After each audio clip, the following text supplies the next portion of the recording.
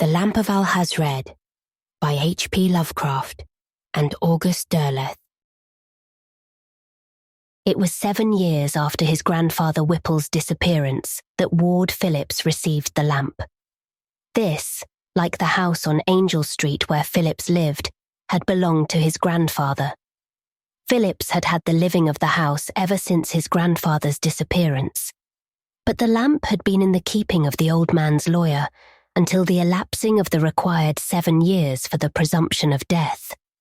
It had been his grandfather's wish that the lamp be safely kept by the lawyer in the event of any untoward circumstance, whether death or any other, so that Phillips should have sufficient time to browse as he pleased in the sizable Whipple library, in which a great store of learning waited for Phillips's attention. Once he had read through the many volumes on the shelves, Phillips would be mature enough to inherit his grandfather's most priceless treasure, as old Whipple himself had put it. Phillips was then 30 and in indifferent health, though this was but a continuation of the sickliness which had so often made his childhood miserable. He had been born into a moderately wealthy family, but the savings which had once been his grandfather's had been lost through injudicious investments, and all that remained to Phillips was the house on Angel Street and its contents. Phillips had become a writer for the pulp magazines, and had eked out a spare living by undertaking in addition the revision of countless almost hopeless manuscripts of prose and verse by writers far more amateur than he, who sent them to him, hopeful that through the miracle of his pen they in turn might see their work in print. His sedentary life had weakened his resistance to disease. He was tall, thin, wore glasses and was prey to colds, and once, much to his embarrassment, he came down with the measles. He was much given on warm days to wandering out into the country where he had played as a child, taking his work outdoors, where often he sat on the same lovely wooded riverbank which had been his favourite haunt since infancy. This Seekonk river shore had changed not at all in the years since then, and Phillips, who lived much in the past, believed that the way to defeat the sense of time was to cling close to unaltered early haunts. He explained his way of life to a correspondent by writing, "Amongst those forest paths I know so well, the gap between the present and the days of 1899 or 1900 vanishes utterly, so that sometimes I almost tend to be astonished upon emergence to find the city grown out of its fin de siècle semblance." And, in addition to the Seekonk's banks, he went often to a hill, Nantuckenhaunt, from the slope of which he could look down upon his native city and wait there for the sunset and the enchanting panoramas of the city springing to its life by night, with the steeples and gambrel roofs darkening upon the orange and crimson, or mother of pearl and emerald afterglow, and the lights winking on, one by one, making of the vast, sprawling city a magical land to which, more than to the city by day, Phillips fancied himself bound. As a result of these diurnal excursions, Phillips worked far into the night, and the lamp, because he had long ago given up the use of electricity to conserve his meagre income, would be of use to him, for all that it was of an odd shape and manifestly very old. The letter which came with this final gift from the old man, whose attachment to his grandson had been unbounded and was cemented by the early death of the boy's parents, explained that the lamp came from a tomb in Arabia of the dawn of history. It had once been the property of a certain half-mad Arab, known as Abdul Alhazred, and was a product of the fabulous tribe of Ad, one of the 4 mysterious, little-known tribes of Arabia, which were Ad, of the south, Tamud, of the north, Tazm and Yadis, of the centre of the peninsula.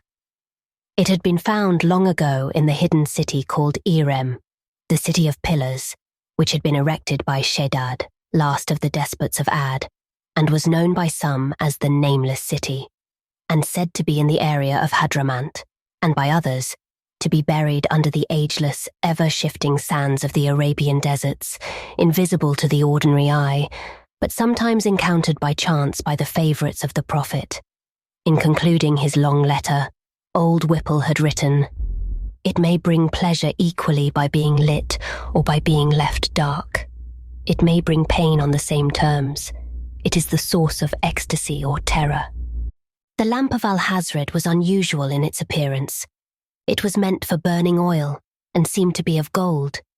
It had the shape of a small oblong pot, with a handle curved up from one side and a spout for wick and flame on the other. Many curious drawings decorated it, together with letters and pictures arranged into words in a language unfamiliar to Phillips, who could draw upon his knowledge for more than one Arabian dialect, and yet knew not the language of the inscription on the lamp. Nor was it Sanskrit which was inscribed upon the metal, but a language older than that, one of letters and hieroglyphs, some of which were pictographs. Phillips worked all one afternoon to polish it inside and out, after which he filled it with oil. That night, putting aside the candles and the kerosene lamp by the light of which he had worked for many years, he lit the Lamp of Alhazred. He was mildly astonished at the warmth of its glow, the steadiness of its flame, and the quality of its light. But, since he was behind in his work, he did not stop to ponder these things, but bent at once to the task in hand, which was the revision of a lengthy creation in verse, which began in this manner. Oh, 'twas on a bright and early morn, of a year long for I was born, while earth was yet being torn, long before by strife 'twas worn. And went on even more archaically in a style long ago out of fashion. Ordinarily, however, the archaic appealed to Phillips. He lived so definitely in the past that he had pronounced views and a philosophy all his own about the influence of the past. He had an idea of impersonal pageantry and time and space-defying fantasy, which had always from his earliest consciousness been so inextricably bound up with his inmost thought and feeling, that any searching transcript of his moods would sound highly artificial, exotic, and flavoured with conventional images, no matter how utterly faithful it might be to truth. What had haunted Phillips's dreams for decades was a strange sense of adventurous expectancy connected with landscapes and architecture and sky effects. Always in his mind was a picture of himself at 3, looking across and downward from a railway bridge at the densest part of the city, feeling the imminence of some wonder which he could neither describe nor fully conceive, a sense of marvel and liberation hiding in obscure dimensions and problematically reachable at rare instances, still through vistas of ancient streets, across leagues of hill country, or up endless flights of marble steps, culminating in tiers of balustraded terraces. But however much Phillips was inclined to retreat to a time when the world was younger and less hurried, to the 18th century or even farther back, when there was still time for the art of conversation, and when a man might dress with a certain elegance and not be looked at askance by his neighbours, the lack of invention in the lines over which he struggled, and the paucity of ideas together with his own weariness, soon combined to tire him to such an extent that he found it impossible to continue, and, recognising that he could not do justice to these uninspired lines, he pushed away at last and leaned back to rest. Then it was that he saw that a subtle change had come upon his surroundings. The familiar walls of books, broken here and there by windows, over which Phillips was in the habit of drawing the curtains tight so that no light from outside, of sun or moon or even of the stars, invaded his sanctuary, were strangely overlaid not only with the light of the lamp from Arabia, but also by certain objects and vistas in that light. Wherever the light fell, there, superimposed upon the books on their serried shelves, were such scenes as Phillips could not have conjured up in the wildest recesses of his imagination.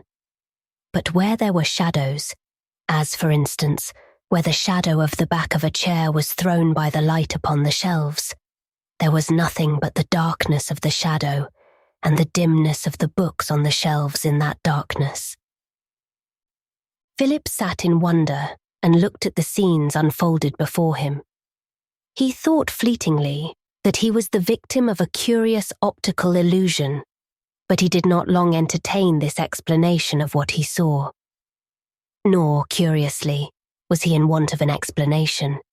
he felt no need of it. A marvel had come to pass, and he looked upon it with but a passing question, only the wonder at what he saw. For the world upon which he looked in the light of the lamp was one of great and surpassing strangeness.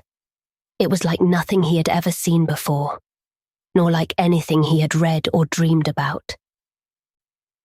It seemed to be a scene of the earth when young, one in which the land was still in the process of being formed, a land where great gouts of steam came from fissures and rocks, and the trails of serpentine animals showed plainly in the mud.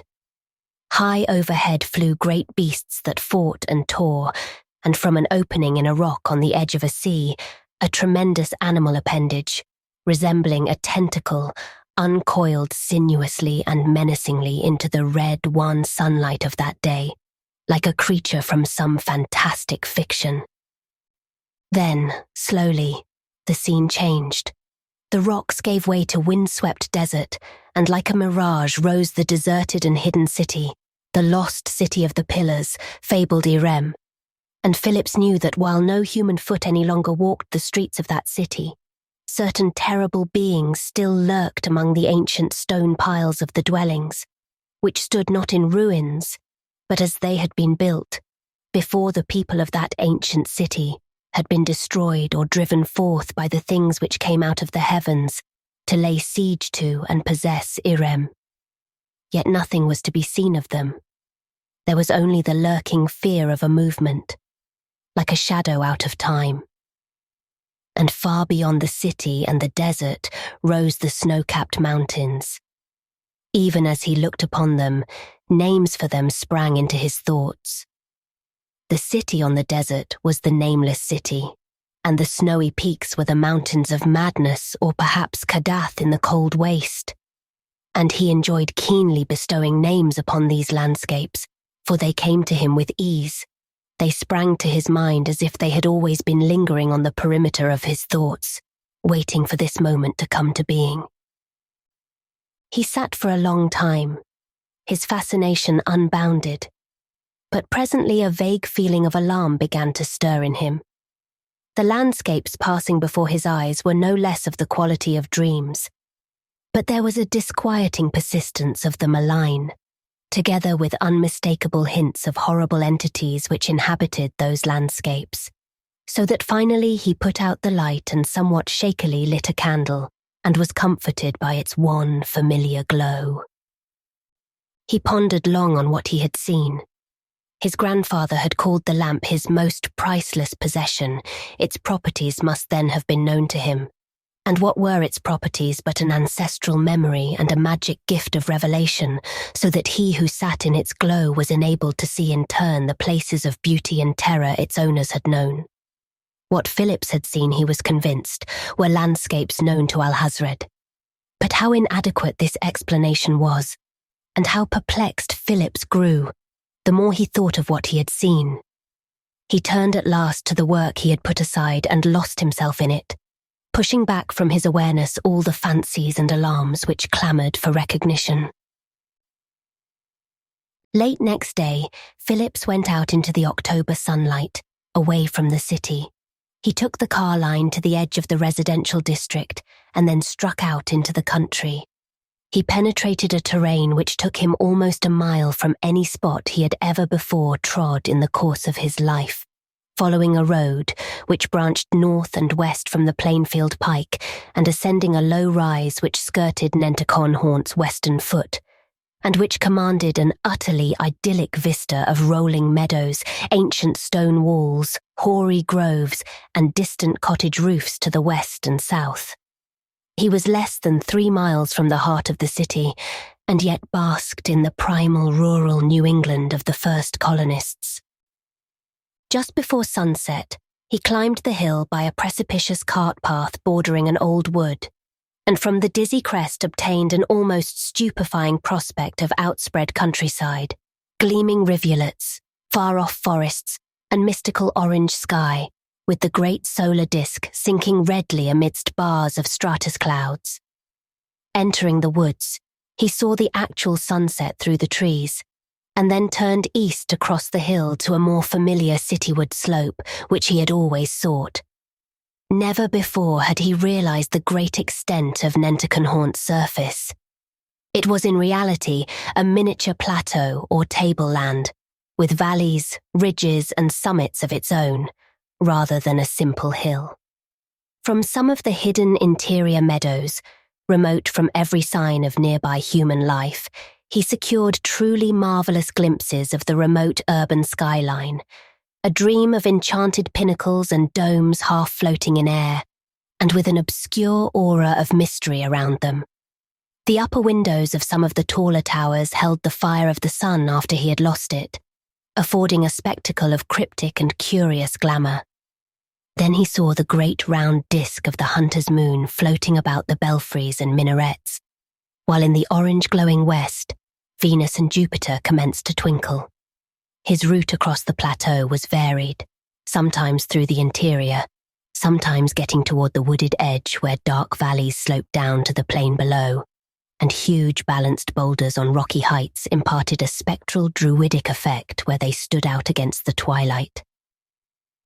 He came finally to better-known ground, where the grassy ridge of an old buried aqueduct gave the illusion of a vestigial Roman road, and stood once more on the familiar eastward crest, which he had known ever since his earliest childhood. Before him, the outspread city was rapidly lighting up, and lay like a constellation in the deepening dusk.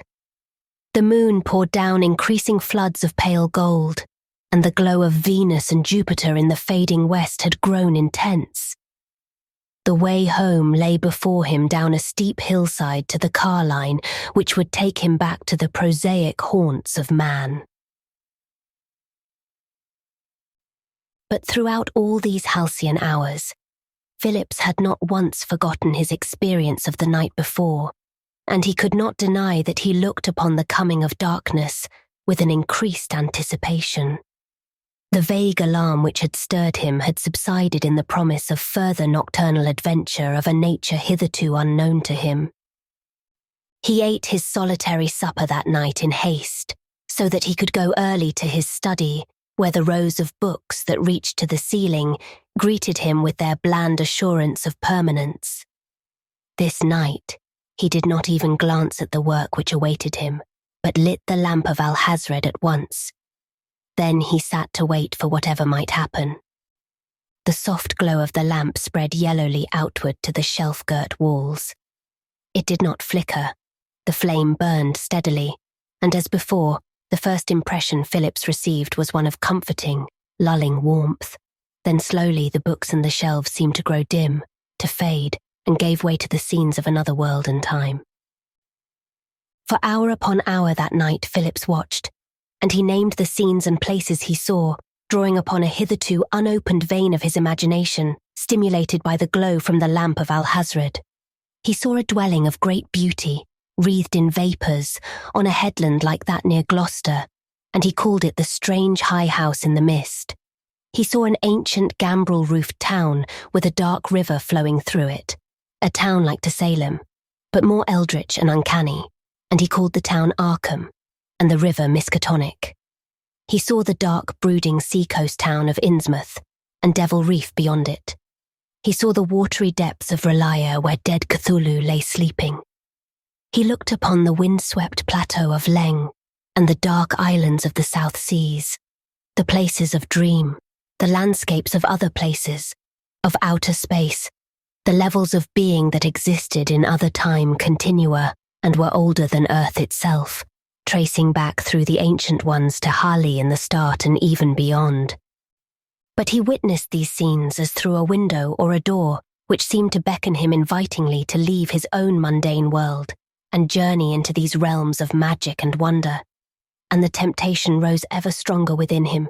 He trembled with a longing to obey, to discard that which he had become and chance that which he might be. And as before, he darkened the lamp and welcomed the book-lined walls of his grandfather Whipple's study. And for the rest of that night, by candlelight, abandoning the monotonous revisions he had planned to do, he turned instead to the writing of short tales, in which he called up the scenes and beings he had seen by the light of the Lamp of Alhazred. All that night he wrote, and all the next day he slept, exhausted. And the following night, once again he wrote, though he took time to answer letters from his correspondents, to whom he wrote of his dreams, unknowing whether he had seen the visions that had passed before his eyes, or whether he had dreamed them, and aware that the worlds of his fiction had been woven inextricably with those which belonged to the lamp, having blended in his mind's eye the desires and yearnings of his youth, with the visions of his creative drive, absorbing alike the places of the lamp and the secret recesses of his heart, which, like the Lamp of Alhazred, had coursed the far reaches of the universes. For many nights, Phillips did not light the lamp. The nights lengthened into months, the months into years. He grew older, and his fictions found their way into print, and the myths of Cthulhu, of Hastur the Unspeakable, of Yog-Sothoth, and Shub-Nigrath, the black goat of the woods with 1,000 young, of Hypnos, the god of sleep, of the great old ones and their messenger, who was Nyarlathotep, all became part of the lore of Phillips's innermost being, and of the shadow world beyond. He brought Arkham into reality and delineated the strange high house in the mist. He wrote of the shadow over Innsmouth, and the whisperer in darkness, and the fungi from Yuggoth, and the horror at Dunwich. And in his prose and verse, the light from the Lamp of Alhazred shone brightly, even though Phillips no longer used the lamp.